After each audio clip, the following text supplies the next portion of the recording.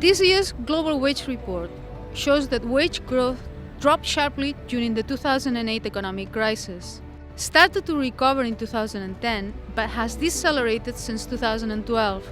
Globally, real wage growth was 1.7% in 2015, the lowest wage level in 4 years.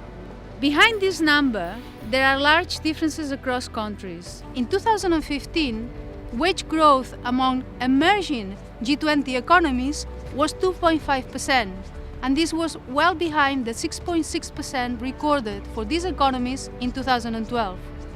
In 2015, developed economies did actually accelerate in wage growth, but this was not sufficient to compensate for the drop in emerging economies. In the context of a weak and precarious global recovery, falling wage growth could be an important risk factor for a sustainable recovery. First, in many advanced economies, deflation is looming, and falling wages could potentially lead to prices falling even further. Secondly, if wage growth declined in too many countries or regions in the same time, this would have a negative effect on global economic growth. But when we talk about average wages, this does not tell a story of how wages are distributed among wage earners. We know that since the 1980s, wage inequality increased in many countries around the world. In our report, we ask, is wage inequality mostly due to differences in average wages between different enterprises? Or is it mostly due to wage inequality within enterprises? Well, what the report shows is that while the pay gap between enterprises play an important role, wage inequality within enterprise has perhaps been underestimated in the past. In the case of Europe, wage dispersion within enterprise accounts for about half of all wage inequality.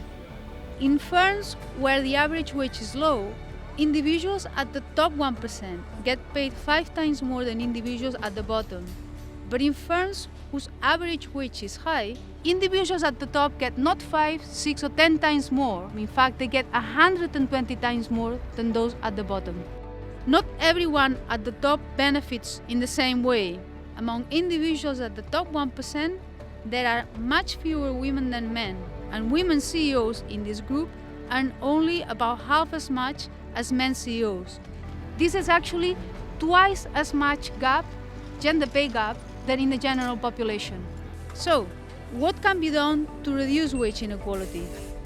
The report reviews some possible policy measures, which range from stronger labor market institutions to more enterprise self-regulations and better enabling environment for sustainable enterprise. One striking trend in the last few years has been the fact that many countries have either adopted or strengthened a minimum wage policy. Recent evidence shows that well-designed minimum wages, that means minimum wages that are set at meaningful levels that take into account the needs of workers and their families, as well as economic factors, can actually have a significant positive impact at strengthening the low end of the wage distribution. And this can actually lead to an improvement and a reduction in wage inequality.